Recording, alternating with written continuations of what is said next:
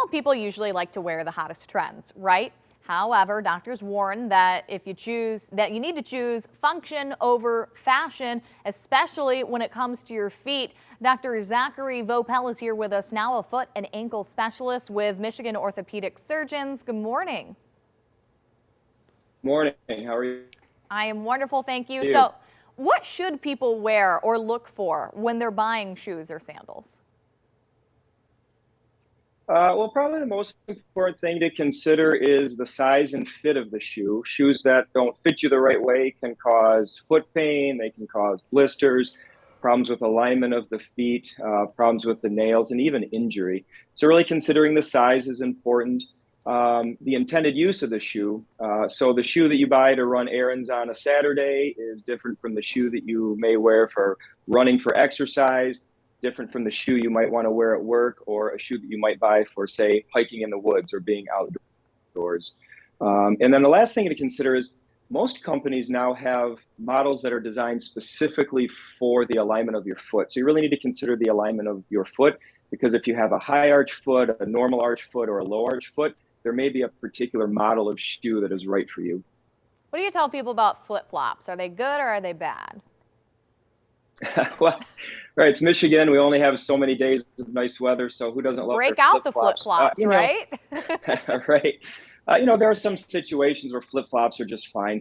So, if you're going to be around your home or maybe out in the yard doing some low-demand activity, out and about in the world for a short trip, maybe on the beach, flip-flops are fine. There are some situations where they can be detrimental or even dangerous. So, if you're going to be doing a lot of walking or on your feet for an extended period of time, flip-flops classically really don't have much cushion or support, so they put you at risk for blisters, for foot pain, plantar fasciitis, stress fractures, and injury. If you're going to be doing an activity that really, your feet need protection, like yard work, particularly mowing the lawn, wearing flip-flops probably a bad idea. And if you have a medical condition that would predispose you to infection, like if you have diabetes, flip-flops are really a thing you should avoid. Now, hopefully people aren't going out in public barefoot, but if we're just out and about, maybe in our house, for example, is barefoot a good idea, or maybe just socks? Well, being barefoot or in socks really can be detrimental for a couple reasons. One, you have no padding or shock absorption. We have some really good biomechanical studies that show 3 to 6 times our body weight gets transmitted through the ankle just with normal walking. But if you have shoes on that have cushion, that can mitigate some of that impact. So shoes are really important for impact, not only on the foot and ankle, but also on the joints above. So your knee, your hip, and your back. And then the second thing is protection, right? And shoes are probably invented to protect our feet. And if you're just in socks or bare feet, you don't have that protection. And in my office, especially in the summer, when people are in bare feet, I do see a lot of injuries that could have been avoided if you had shoes on. Good advice there. So it is fall, kids are heading back to school. That means back to sports, whether it be football, soccer. How important is it for those student athletes to make sure that the shoes that they are wearing are designed specifically for the hobby or the sport that they're participating in?